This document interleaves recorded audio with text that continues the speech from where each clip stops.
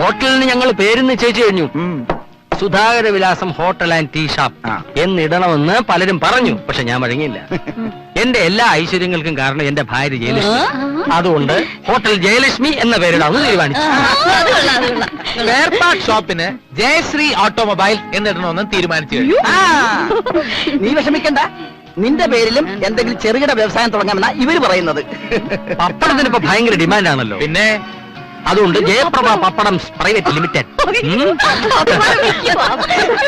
എല്ലാം തുടങ്ങാം. പക്ഷെ ഇതിനൊക്കെ കാശ് വേണം. അതിന് നിങ്ങൾ വിചാരിക്കണം.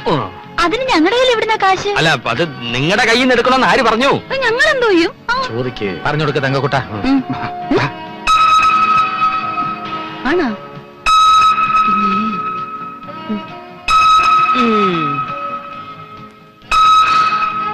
ആഹാ, അത് ശരി.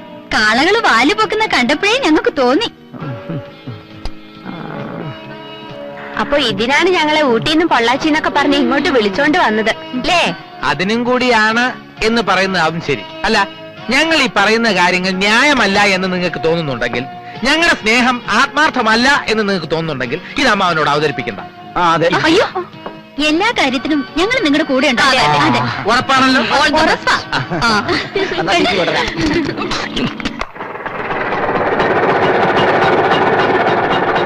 ആദ്യത്തെ കൺമണി ആണായിരിക്കണം, ആരുമേ കണ്ടാൽ കൊതി. ഉത്തമനോ? ഇരിക്കെ. ഉത്തമന് ചോറ് കൊടുക്ക. ഒന്നും വേണ്ട. ഇത് കണ്ടോ? ആർക്കാ കല്യാണം? നമ്മുടെ സ്വന്തം അളിയന്. അജയനോ? ഒരു വാക്കമ്മ ഞങ്ങളോട് പറഞ്ഞില്ലല്ലോ. ഉത്തമന്റെ അത്ര വിദ്യാഭ്യാസവും യോഗ്യതയൊന്നും എനിക്കില്ലാത്തോണ്ടായിരിക്കും. ആരെ അറിയിച്ചു എന്നാ സുധാകരേട്ടെ ഈ പറയണേ? എന്റെ ഓട്ടോ മുതലാളിക്ക് എഴുത്തായത്. നമ്മളോടൊന്ന് ആലോചിച്ചില്ല എന്നുള്ള പോട്ടെ, കല്യാണം നിശ്ചയിച്ച വിവരമെങ്കിലും വന്ന് പറയേണ്ട സാമാന്യ മര്യാദ അല്ലേ? ഇത് അങ്ങനെ വിട്ട പറ്റില്ല ഏട്ടാ. നീ ആ തങ്കക്കുട്ടൻ നീ പറയാൻ പറ, അവനും കൂടി അറിയട്ടെ വിവരം. ചെല്ല്. സദ്യയുടെ കോൺട്രാക്ട് ഏറ്റെടുത്താലെന്ന് ആലോചിക്ക ഉത്തമ. നല്ല അവിയലും സാമ്പാറും പച്ചടിയും ഒക്കെ വെക്കും ഞാൻ ആമ്പിള്ളേരുടെ കല്യാണത്തിന്. ഇത് പോക്കരത്തര അല്ലേ അനിയ? ഇതെന്താ ഇത്? നമ്മളൊക്കെ വേറെ 7ാം കുലികളാക്കി കളഞ്ഞില്ലേ? ഇതൊന്നും ഇല്ലാതെ അടങ്ങി കഴിയാന്ന് വെച്ചവന്മാരെ സമ്മതിക്കൂല. അത് നിന്ന് ഞാനും 2 അടിച്ചു. വേണ്ട, അതൊന്നും ഇല്ലാതെ എന്ത് ചെയ്യാൻ പറ്റുമോ നമുക്ക് നോക്കാം. മേലേടത്ത് രാവുണ്ണി നായർ. മേലേടത്തെ രാവുണ്ണി നായർ. പുരുഷോത്തമൻ നായർ. അതാരാ? അതാരെങ്കിലും ആവട്ടെ, അങ്ങേരെ ക്ഷണിക്കണം. വലിയ പണക്കാരനല്ലേ? നമ്മുടെ കല്യാണത്തിന് നമ്മുടെ ആളായിട്ട് അങ്ങേര് വരുമ്പോ അത് നമുക്കൊരു അന്തസ്സാ. നീ എന്താടി മുഖം വീർപ്പിച്ചിരിക്കണേ? എന്നാലും എന്റെ കുട്ടികളെയും കൂടി അറിയിക്കാണ്ട്. അവള് തുടങ്ങി. ഒരു നല്ല കാര്യം നടക്കുമ്പോ അപ്പ അവള് കണ്ണു നിറയ്ക്കാൻ തുടങ്ങും. കല്യാണം കഴിഞ്ഞതിന് ശേഷം നമുക്കൊരു സ്വീകരണം വെക്കാം. അതിനെല്ലാവരെയും വിളിക്കാം. അല്ലാതെ കല്യാണത്തിന് കണ്ട ഓട്ടോറിക്ഷക്കാരും മുനിസിപ്പാലിറ്റിക്കാരും വന്നാൽ മേനോൻ സാറിന് അത് ഇഷ്ടാവില്ല. അങ്ങേരെ അത് എന്നോട് ചെറുതായിട്ടൊന്ന് സൂചിപ്പിക്കുകയും ചെയ്തു.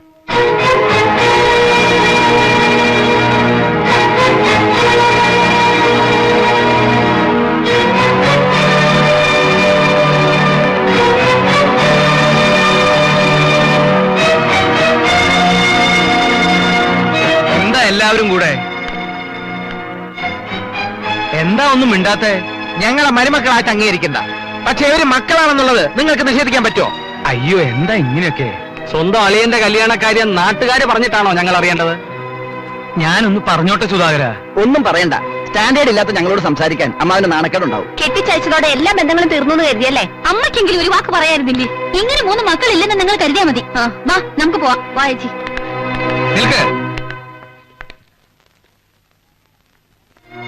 എല്ലാവരും പറഞ്ഞു കഴിഞ്ഞില്ലേ? നിങ്ങളുടെയൊക്കെ വിഷമം എനിക്ക് മനസ്സിലാക്കാവുന്നേ ഉള്ളൂ. നിങ്ങൾ ഇത്രയ്ക്കൊക്കെ അല്ലേ പറഞ്ഞോളൂ. നിങ്ങളുടെ സ്ഥാനത്ത് ഞാനായിരുന്നുവെങ്കിൽ അമ്മായിയപ്പന്റെ ചെകിട്ട് തുറന്ന് പൊട്ടിച്ചേനെ.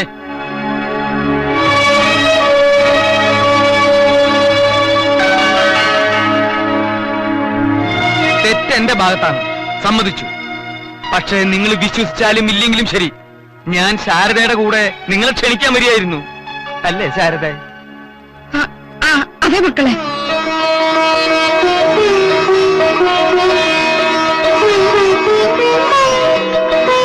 നിങ്ങളോട് ഞാൻ കുറച്ച് കൂടുതൽ സ്വാതന്ത്ര്യം എടുത്തുപോയി. എന്നോട് ക്ഷമിക്കൂ കുട്ടികളെ. അച്ഛാ, ക്ഷണിക്കാൻ അല്പം വൈകിയെന്ന് കരുതി നിങ്ങളുടെ സ്വന്തം മളിയനൊരു നല്ല ഭാവി ഉണ്ടാകുന്നതിന് നിങ്ങൾ തടസ്സം നിൽക്കോ? എന്താ അമ്മാവ് ഇങ്ങനെയൊക്കെ പറയുന്നത്? സ്വന്തം അനിയന്റെ കല്യാണം പോലെ ഞങ്ങൾ എല്ലാവരും ചേർന്ന് നടത്തി തരില്ലേ? എവിടെയാ സുധാകരൻ? ഞാനിവിടെ ഉണ്ട് അച്ഛാ. തങ്കക്കൂട്ടനോ? ഞാനിവിടെ ഉണ്ട്. ഉത്തമ, ഞങ്ങൾ എല്ലാവരും അമ്മാവന്റെ കൂടെ ഉണ്ട്. ഈശ്വരാ.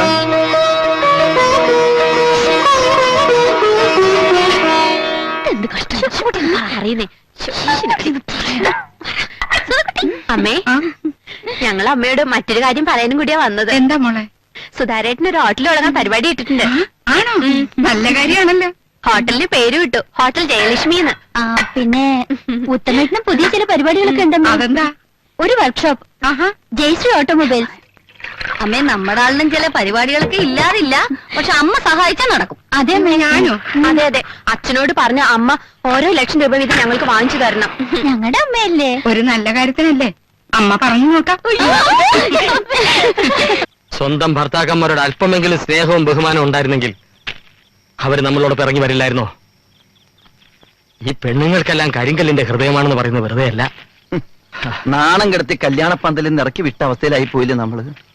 എന്നിട്ട് അവളന്മാർക്ക് അവിടെ നിൽക്കാൻ ഇങ്ങനെ മനസ്സ് വന്നു ഞാൻ ആലോചിച്ചു. മനസ്സ് വരും. കാരണം അവരുടെ ഉള്ളിന്റെ ഉള്ളില് നമ്മൾ ഇപ്പോഴും അവരുടെ താഴെയാ. വിദ്യാഭ്യാസവും ജോലിയൊന്നുമല്ല, പണം. പണമാണ് ഇന്നത്തെ കാലത്ത് ഏറ്റവും വലുത്. എന്നാലും എന്റെ കണ്ണിലെ കൃഷ്ണമണി പോലെയാണ് ഞാൻ അവളെ നോക്കിയത്. അപ്പൊ ഞാനോ? ജയപ്രഭയ്ക്ക് ഒന്നിനും ഒരു കുറവ് ഞാനും വരുത്തിയിട്ടില്ല. ഇനി അതൊക്കെ പറഞ്ഞ് നിലവിളിച്ചോണ്ടിരുന്നിട്ട് ഒരു കാര്യമില്ല.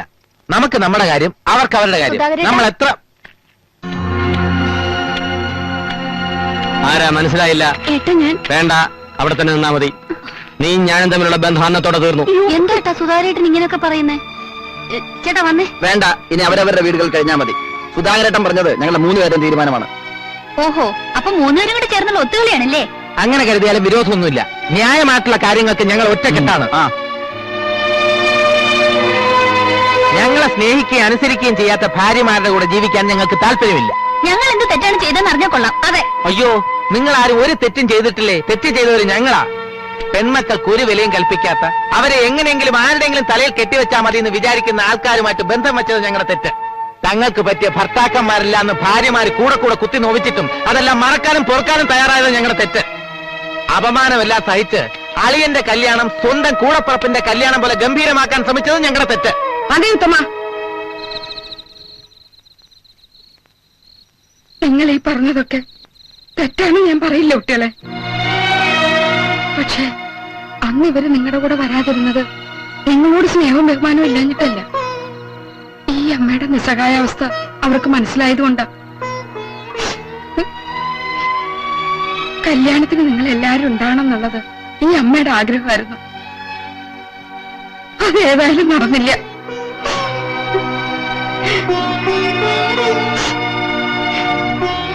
മക്കളും മരുമക്കളും എന്നുള്ള വ്യത്യാസം എനിക്കില്ല. നിങ്ങൾ എല്ലാവരും എന്റെ മക്കൾ തന്നെയാണ്.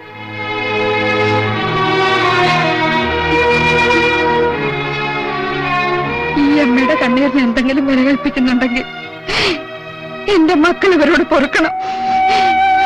ഇനി ഇവരുടെ ഭാഗത്തുനിന്ന് ഒരു തെറ്റും ഉണ്ടാവില്ല. ഈ അമ്മയുടെ അപേക്ഷയാ മോനെ. ഒന്ന് മാത്രം ഞാൻ ഉറപ്പു തരാം, അന്ന് നേരിട്ട പോലുള്ള അപമാനം നിങ്ങൾക്കിനി ഒരിക്കലും ഉണ്ടാവില്ല. നിങ്ങൾക്ക് തരാനുള്ള കാശിന്റെ കാര്യത്തിലും ഞാൻ എന്തെങ്കിലും ഒരു തീരുമാനം ഉണ്ടാക്കും. അതൊരു ഔദാര്യമല്ല, നിങ്ങളുടെ അവകാശ. പെട്ടെന്നുണ്ടായ ദേഷ്യത്തിൽ ഞങ്ങൾ എന്തെങ്കിലും അവിവേകം പ്രവർത്തിച്ചിട്ടുണ്ടെങ്കിൽ അമ്മ ഞങ്ങളോട് ക്ഷമിക്കണം. അടുത്തേക്ക് വരൂ. വരുമേ. നിങ്ങൾ വരിക.